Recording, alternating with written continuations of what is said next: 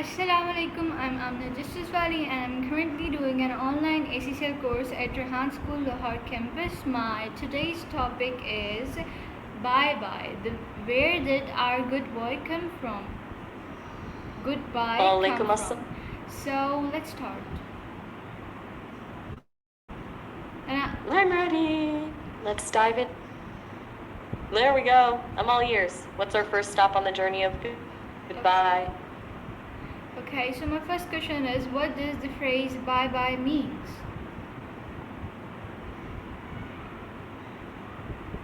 At its simplest, bye-bye is our universal signal for departure. It's the way we wrap up a conversation. But it's a really interesting little detail.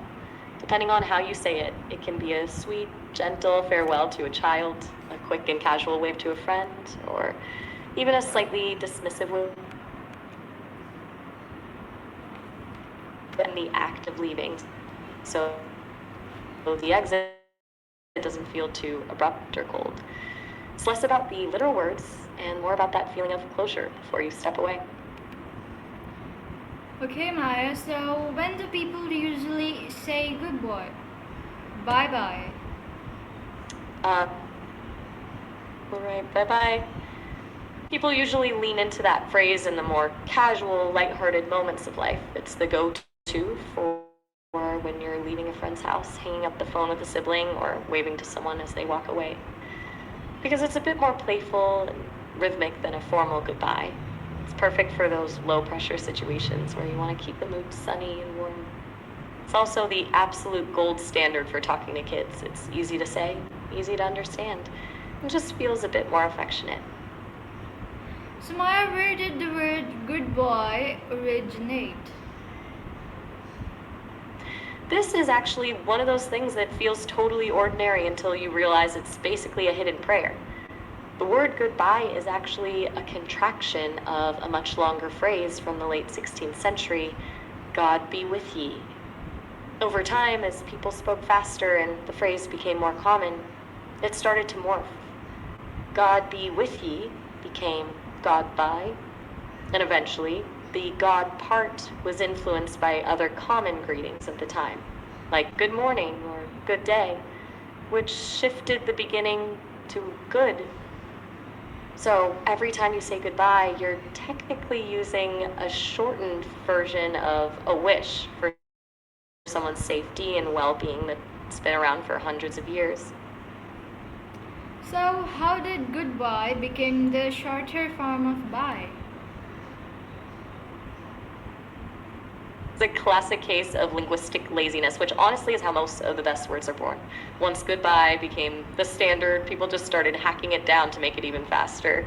We have this natural tendency in language to take the path of least resistance, so the good part just got dropped entirely in casual conversation. Turns goodbye into bye, which is basically the shorthand version of the shorthand version. It shifted the phrase from being a formal wish for safety into a quick, convenient social marker that we can toss out in a split second as we're walking out the door. So why do so uh, so why do people often repeat the word and say bye bye instead of bye? I think it comes down to the energy and the emotion we're trying to put behind the word. When we repeat a word like bye-bye, it changes the whole rhythm of the sentence. A single bye can sometimes feel a bit abrupt or even cold if the tone isn't just right. It's very functional, almost like a period at the end of a sentence. But adding that second bye softens the entire interaction. It makes the farewell feel more melodic, warmer, and intentionally friendly.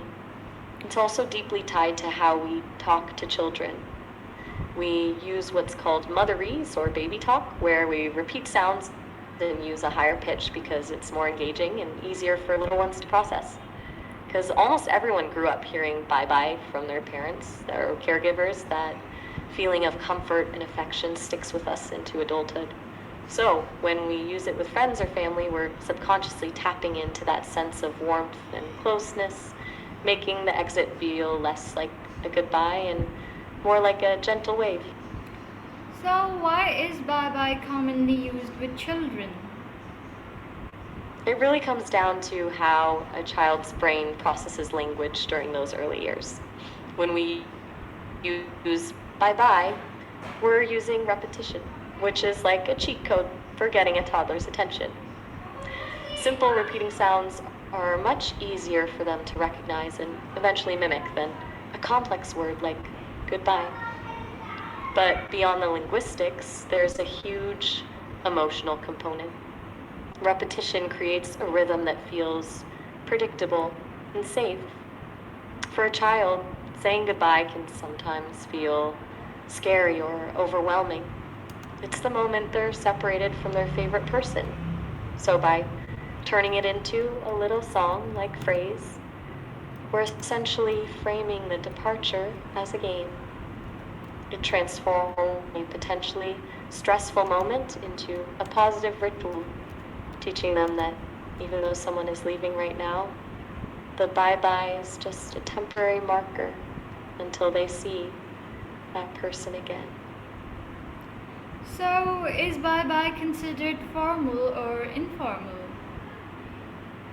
It's definitely on the informal end of the spectrum. In fact, it's one of the most casual ways you can wrap up a conversation. Because it has that playful, repetitive quality, it carries a vibe of intimacy and warmth that you wouldn't typically bring into a professional or serious setting. You probably wouldn't say bye-bye to a CEO during a final job interview or use it in a formal legal document. In those cases, a standard goodbye or thank you, have a great day is the way to go. But that's exactly why it works so well in our personal lives. It signals a level of comfort and closeness. When you say bye-bye to someone, you're essentially saying, we're on a first-name basis, and I feel relaxed around you.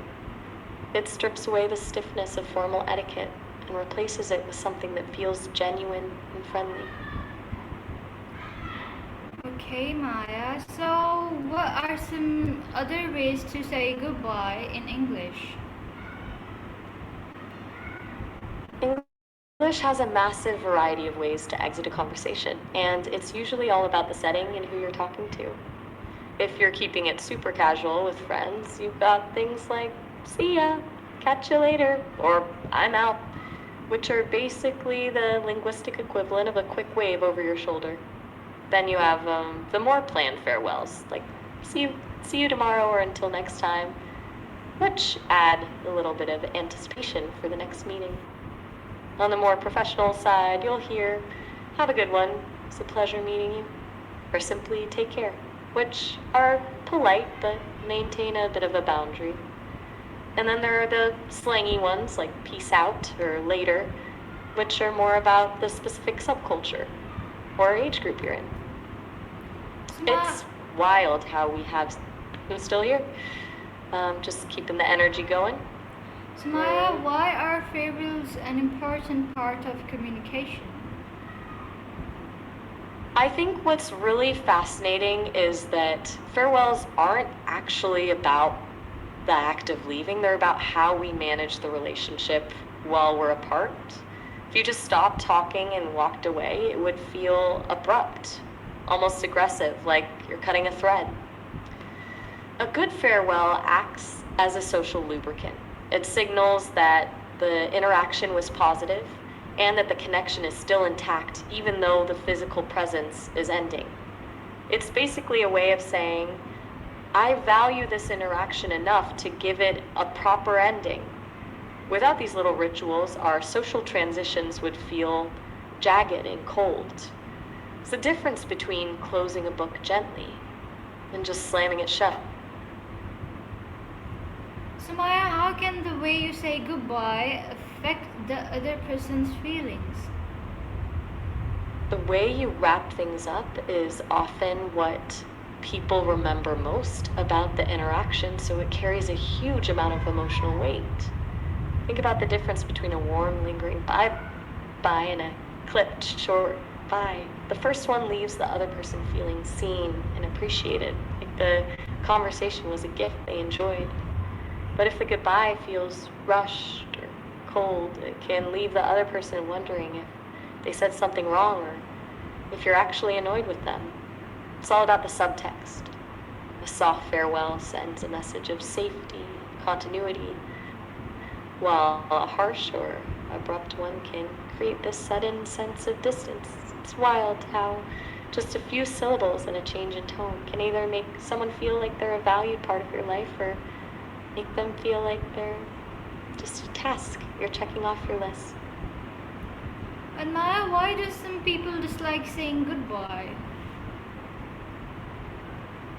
I think for a lot of people it's because the word goodbye itself feels so final. There's this emotional weight to it, the actual moment of separation. For some, it triggers a feeling of loss or sadness, even if it's just for a short time. It's that heavy realization that the shared experience, the laughter, and the connection of the moment are officially coming to an end. That's probably why so many of us avoid the word goodbye. Use those softer alternatives we talked about, like see ya or later, and focusing on the next time we'll meet. We're essentially tricking our brains into ignoring the sadness of the current departure. It turns a stop into a pause, which is much easier for the heart to handle. Then you have people who just hate the awkwardness of the lingering goodbye, where you've said bye but you're both still standing in the doorway talking for another 10 minutes because neither of you wants the interaction to actually end. So Maya, how do people say goodbye in different cultures? It's honestly such a colorful map when you look at it, because every culture has its own unique way of handling that transition from together to apart. And many East Asian cultures, like in Japan, a goodbye is often accompanied by a bow, which adds a layer of respect and formality that words alone can't capture. It's less about the phrase and more about the physical acknowledgement of the other person's presence one last time. Then you have places like Italy or Spain where farewells can be an entire event. Got the warm hugs, air kisses on both cheeks, and a lot of expressive hand gestures. The goodbye there isn't just a signal to leave. It's a celebration of the time you just spent together. And it usually takes a lot longer than a quick bye in the US or UK. In some Middle Eastern cultures, goodbyes are often deeply tied to blessings and prayers for the other person's safety and well-being, which actually mirrors that God be with you origin we talked about earlier. It turns the farewell into a gesture of care and protection. And then there are the nonverbal ones, like the simple wave, a nod, or a smile, which are basically the universal language of we're good and I'll see you soon. It's wild how we all have the same basic need to close the loop, but the way we do it tells you so much about what that specific culture values, whether it's respect, passion, or spiritual protection. So Maya, how do people say so what are some formal expressions used to end a conversation? When you need to keep things professional, you generally want phrases that show respect and gratitude without being overly intimate. The gold standard for business or formal settings is usually something like, "It was a pleasure meeting you," or "I appreciate your time today." These are great because they acknowledge the value of the interaction before you exit. Then you have the polished classic options like, "I look forward to hearing from you," or "Until we meet again," which create a very clear, sophisticated boundary. Even a simple, "Have a productive afternoon," or "Take care" works well because it's polite and warm, but it doesn't cross the line into being too casual. It's all about signaling that you're professional and composed, ensuring that the last impression you leave is one of competence and courtesy.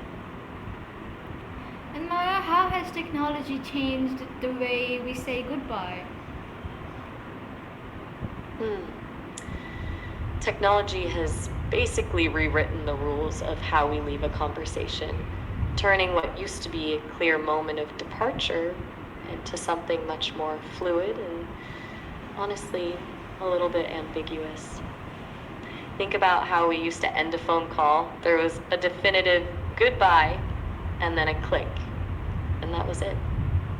Now, with texting and instant messaging, we don't really leave a conversation. We just stop responding for a while.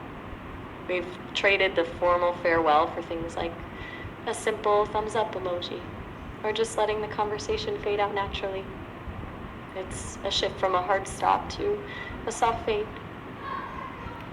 Then you have the world of social media and video calls where we have these weird, awkward transitions. You know that moment on a Zoom call where everyone is saying bye and thank you and see you for a full 30 seconds because nobody can find the leave meeting button fast enough? It's like the digital version of that lingering doorway goodbye we talked about earlier. And we can't forget the ghosting phenomenon, which is basically the most abrupt goodbye possible, the total absence of a farewell.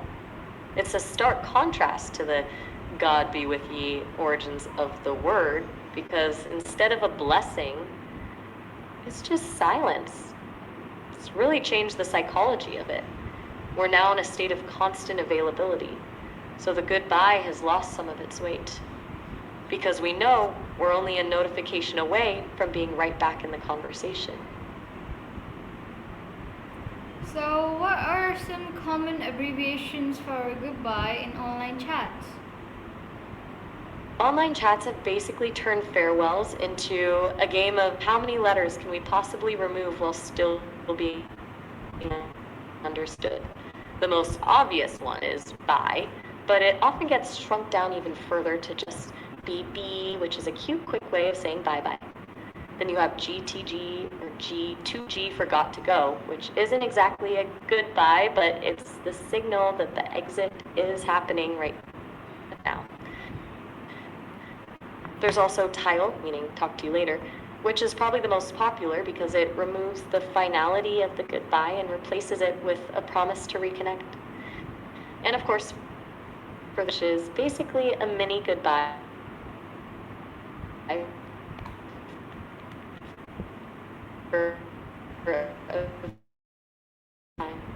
It's funny how we've moved from those long, still same purpose, just letting the other person know where you stand before you disappear from the screen. So, Maya, can body language make a goodbye more meaningful? Absolutely,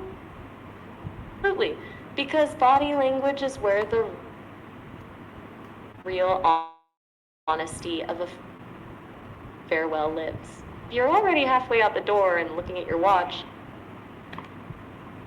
the words don't actually. The boss, an icon,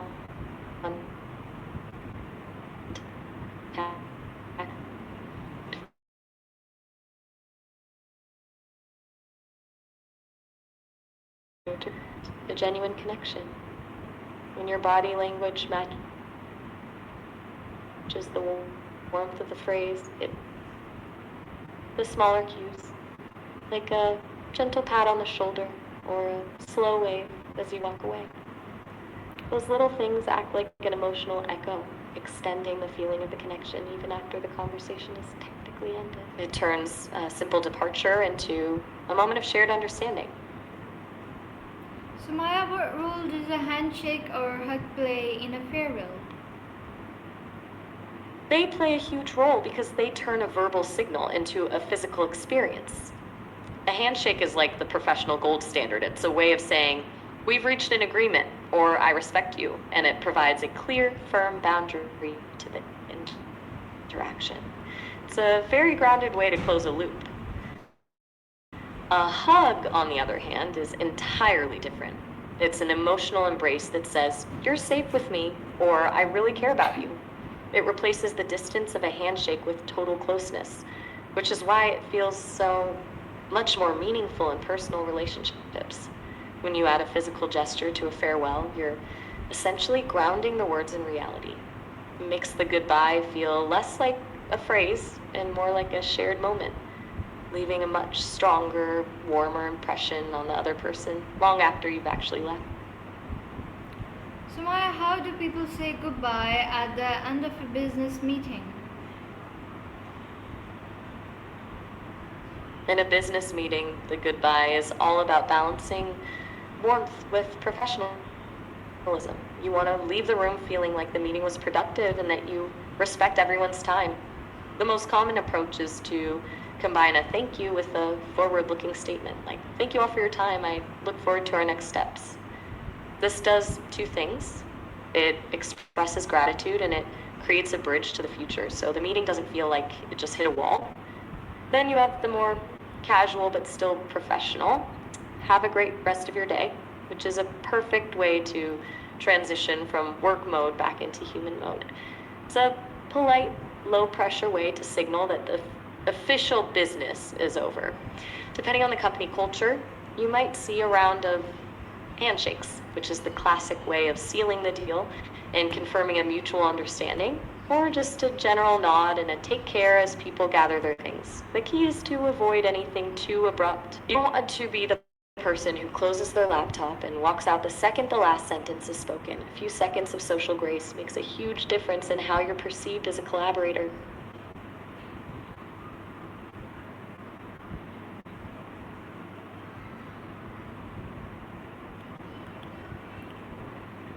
Okay, Maya, so what is the difference between goodbye, bye, see you, and take care? It's all about the distance, both physical and emotional, that you're putting between yourself and the other person. Goodbye is the heavy weight of the group. It's formal and carries the most finality. It can feel like a definitive closing of a chapter, which is why we sometimes avoid it in casual settings. Then you have bye, which is the streamlined, everyday version. It's functional and quick, like a social punctuation mark. It doesn't have the weight of goodbye, but it's not necessarily as warm as the others. See you is actually a promise. It's the most optimistic of the bunch because it shifts the focus away from the departure and puts it entirely on the reunion. It tells the other person this isn't an ending, it's just a pause. And take care is the gentle one. It's less about the exit and more about the other person's well-being. It adds a layer of empathy and genuine concern, making it a great bridge between being professional and being truly kind. So, you've got the formal anchor, the casual shorthand, the hopeful promise, and the caring wish. It's wild how just a few words can change the entire emotional temperature of a room. Okay, Maya, so my last question of the day is what does the history of goodbye teach us about language, culture, and human connection?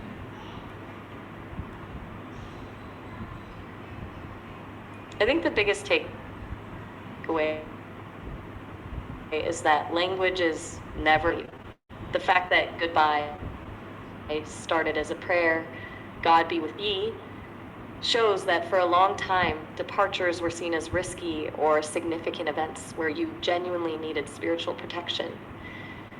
It tells us that we've always had this deep-seated desire to protect and care for the people we love, even when we aren't with them. Then, as the word morphed into bye and bye-bye, it mirrored how our culture shifted. We moved from that heavy, formal sense of separation to something more fluid and fast-paced. It shows that humans are incredibly adaptable. We take the path of least resistance to keep communication flowing without losing the emotional intent. But the most beautiful part is that no matter how much the language changes, whether it's a formal bow or a tittle in a group chat, the core human need remains the same. We all need a way to close the loop. We need to feel that the connection is still there, even when the conversation ends. Ultimately, Okay, the Maya, journey I got of you. goodbye teaches us. So, thank you, Maya, for your call, and thank you, everyone who watched it. So I'll end the recording and I'll end the call as well. Allah Hafiz everyone.